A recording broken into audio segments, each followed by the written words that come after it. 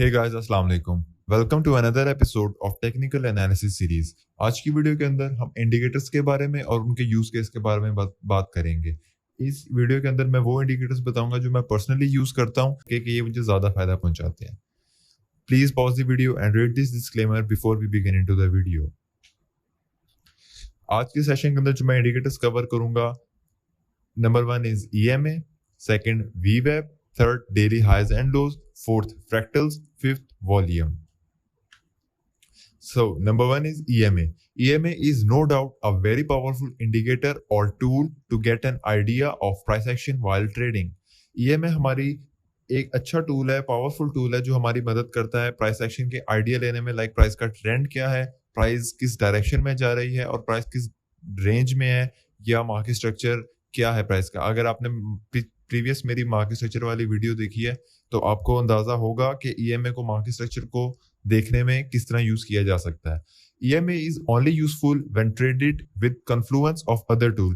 EMA हमेशा हमारी help और हमारा यूज केस को बेटर तब बनाएगी जब वो किसी कन्फ्लुएंस के साथ, किसी अदर टूल के कन्फ्लुएंस के साथ यूज होगी। लाइक डेली लेवल के साथ, प्राइस एक्शन के साथ, या आगे चल के जो आपको वीडियो के अंदर मैं बताऊंगा वॉल्यूम प्रोफाइल्स या वॉल्यूम टूल्स के साथ, उनको देखते हुए हम कैसे यूज कर सकते हैं।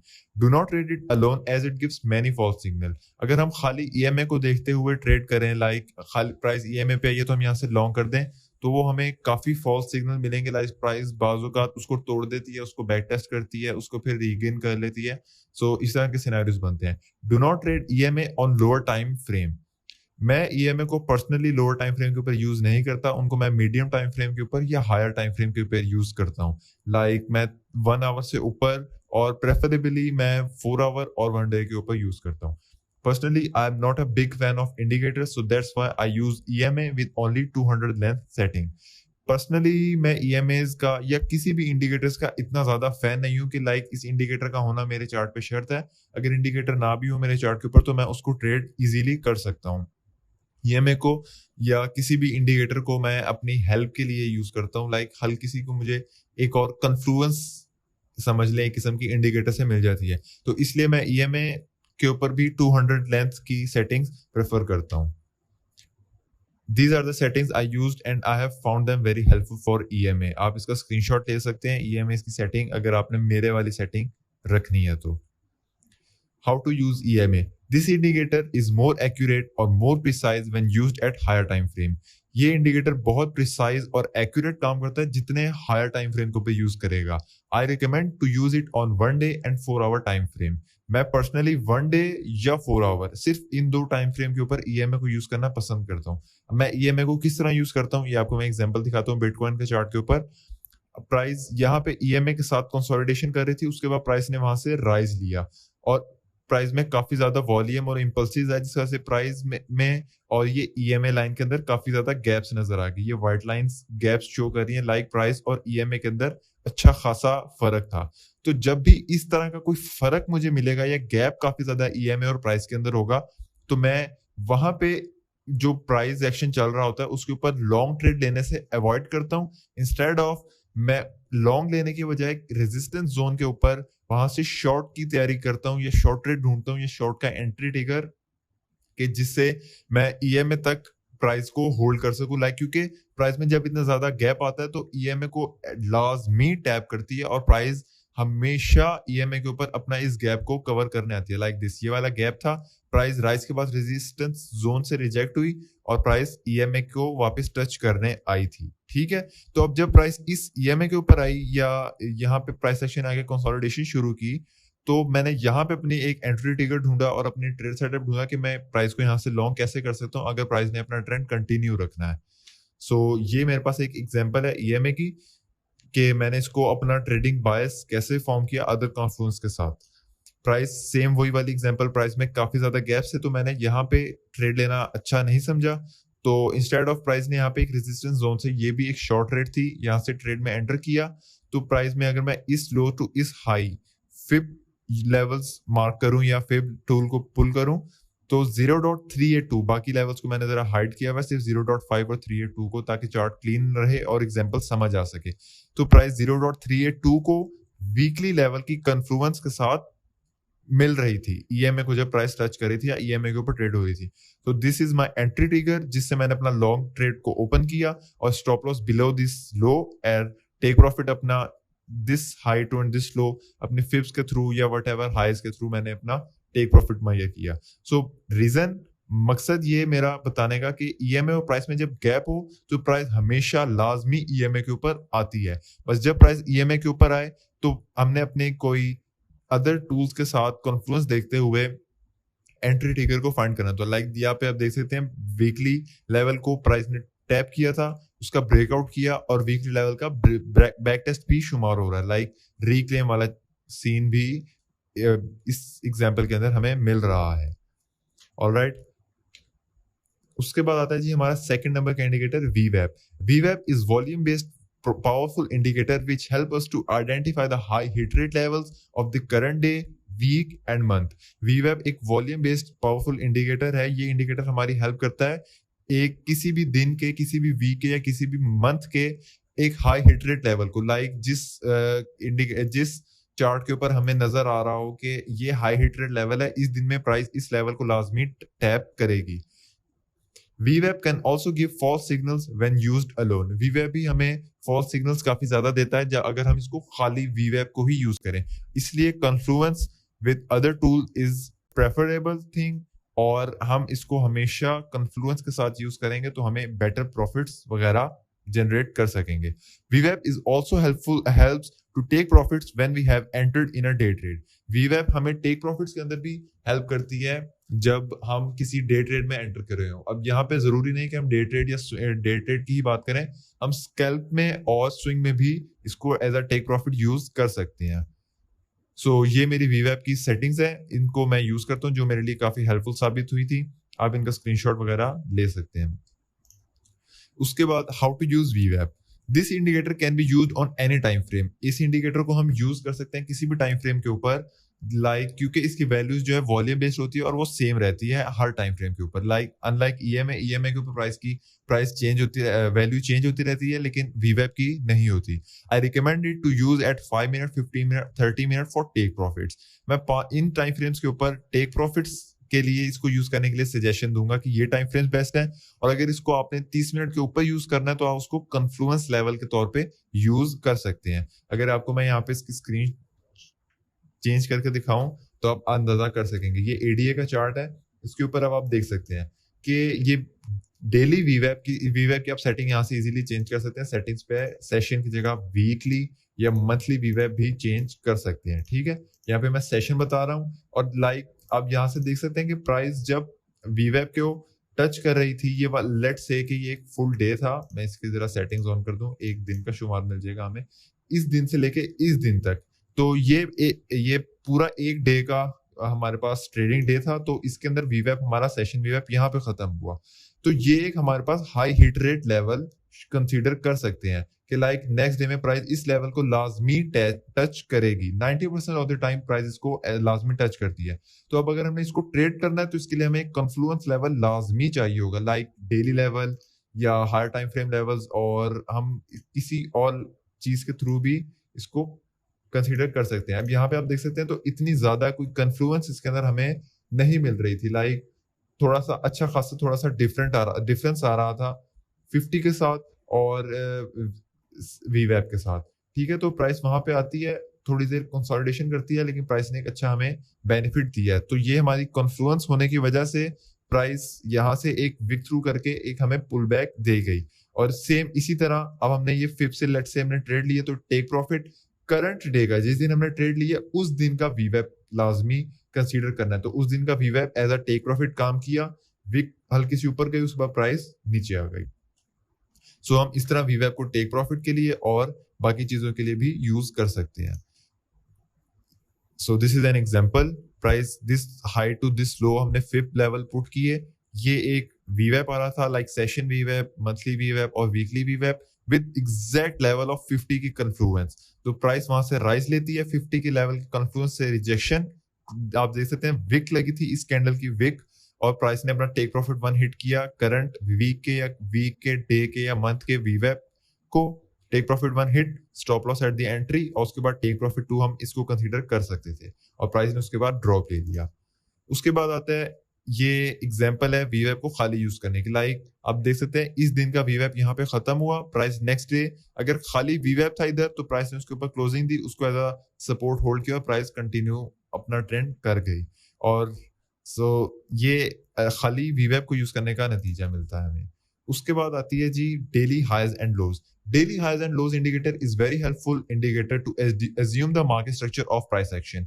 ये हमारा प्राइस एक्शन को डेवलप करने में या प्राइस एक्शन को समझने के अंदर ये वाला इंडिकेटर हमारी मदद करता है। It can also use with confluence of other tools and indicator. ये टूल भी कन्फ्लुएंस के साथ, किसी और इंडिकेटर के साथ या टूल के साथ हम इसको यूज कर सकते हैं, लाइक ईएमए के साथ, वीवेब के साथ, या और भी काफी ज्यादा इंडिकेटर्स मिल जाते हैं, बॉलिंजर बैंड्स वगैरह वगैरह। उनकी डिटेल में तो मैं नहीं जा रहा, या हम एचटीएफ लेवल्स के साथ या वॉल्यूम के जो लेवल्स वगैरह हैं, एचटीएफ सपोर्ट एंड रेजिस्टेंस वगैरह, उन फिब्स लेवल, उनके थ्रू हम इसकी कन्फ्लुएंस लेके ट्रेड कर सकते हैं।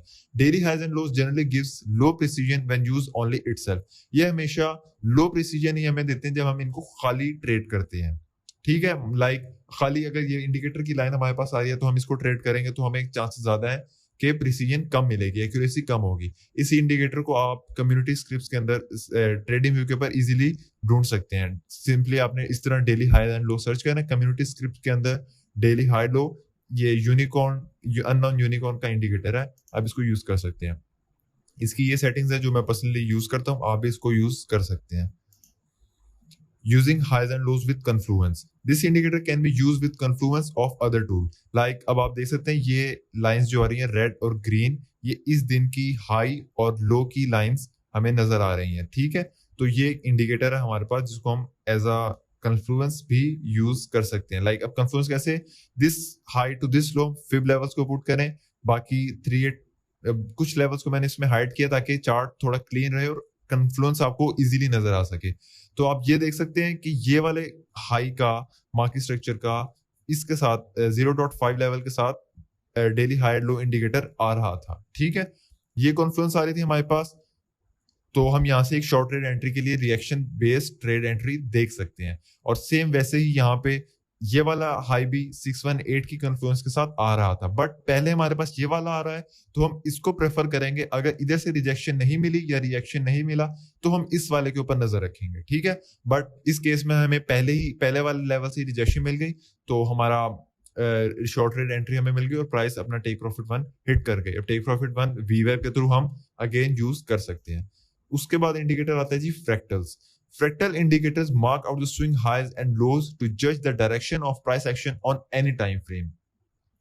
फ्रैक्टल इंडिकेटर हमें किसी भी प्राइस एक्शन के किसी भी चार्ट के ऊपर स्विंग हाइज और लोज को, like significant highs and lows को मार्क को देखने के लिए किसी भी टाइम फ्रेम के ऊपर हम फ्रैक्टल्स को यूज कर सकते हैं। I generally use this to find it as a liquidity spotting tool. मैं पर्सनली फ्रैक्टल्स को लिक्विडिटी लेवल्स को स्पॉट करने के लिए यूज करता हूं। ये कैसे, मैं आपको इसकी एग्जांपल लाइव चार्ट के ऊपर भी दिखाऊंगा। Whenever it is coming slightly below of any resistance, it can be helpful for identifying a key rejection level. Vice versa for support. अब जब किसी प्राइस कोई भी सपोर्ट रेजिस्टेंस लेवल आ रहा है, लाइक अगर मैं आपको यहाँ पे इसकी एग्जांपल दिखाऊं लाइव चार्ट के ऊपर, सो ये लिंक कॉइन की एग्जांपल देख सकते हैं। अब आप प्राइस जब इस तरह की जब प्राइस ने कोई रेंज फॉर्म किया तो उसके अंदर काफी ज्यादा फ्रैक्टल्स हमें मिल जाते हैं। और अब यहाँ से आप देख भी सकते हैं कि प्राइस का मार्केट स्ट्रक्चर भी अप ट्रेंड है। ठीक है, तो ये एक स्विंग लो भी है, ये दोनों हमारे पास हायर लोज भी है और ये हायर लोज भी है, और उनके साथ ही हमें फ्रैक्टल्स भी मिल रहे हैं। ठीक है, तो ये हमारे पास एक अच्छी लिक्विडिटी हो सकती है कि अगर प्राइस इसके ऊपर आएगी तो हमें यहाँ से एक अच्छी लॉन्ग ट्रेड एंट्री मिल सकती है लिक्विडिटी। अब बेस्ड हमने इसके ऊपर यही रखनी है कि हमें यहाँ पे कोई कन्फ्लुएंस लेवल भी मिल रहा हो, लाइक एचटीएफ लेवल, सपोर्ट रेजिस्टेंस या फिब लेवल या कोई ईएमए इंडिकेटर एक्सेट्रा। तो उसके बाद प्राइस ऊपर जाती है और काफी ज्यादा ऊपर रहने के बाद अब आप यहाँ पे देख सकते हैं ये वाली लिक्विडिटी जो थी हमारी प्राइस ने टैप भी कर दी। तो इवेंचुअली इस खाली फ्रैक्टल्स की भी आप कन्फ्लुएंस देख सकते हैं, लिक्विडिटी लेवल था, प्राइस ने लिक्विडिटी लेवल को टैप करने जरूर आई थी। ठीक है, और सेम वैसे ही यहाँ पे कम थी मतलब यहाँ पे सिग्निफिकेंट लो था। जब रेंज होगी इस तरह की तो उसके अंदर लिक्विडिटी ज्यादा बिल्ड होगी, बजाय इसके कि लाइक ये एक सिंगल मूव डाउन साइड पे आया था, इसके अंदर लिक्विडिटी कम थी तो इससे रिएक्शन अच्छा नहीं मिल सका।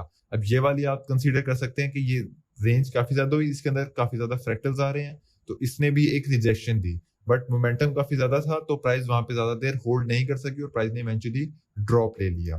ठीक है, तो इस तरह फ्रैक्टल को मैं यूज कर सकता हूँ। अब फ्रैक्टल इंडिकेटर को आप इस तरह ट्रेडिंग व्यू के ऊपर इजीली सर्च कर सकते हैं, फ्रैक्टल सर्च करके। ये बंदे का नाम है जिस कम्युनिटी स्क्रिप्ट के अंदर जिस बंदे ने ये इंडिकेटर को बनाया है। ये फ्रैक्टल की इस इंडिकेटर की सेटिंग्स मैं यूज करता हूँ जो मुझे पर्सनली पसंद है, कोई इतनी खास नहीं है, डिफॉल्ट ही है।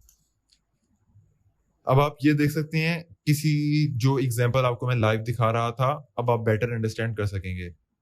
लाइक यहाँ पे प्राइस ने काफी ज्यादा रेंज फॉर्म की तो इसके ऊपर काफी ज्यादा फ्रैक्टल्स बिल्ड हो गए प्राइस एक्शन के ऊपर, ठीक है। और ऊपर हमारे पास एक डेली लेवल भी एज अ रेजिस्टेंस आ रहा था।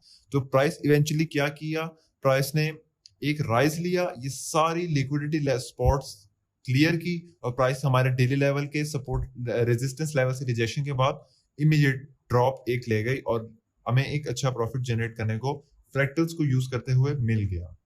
ठीक है, तो काम यहाँ पे सारा सपोर्ट और रेजिस्टेंस का ही मेन है।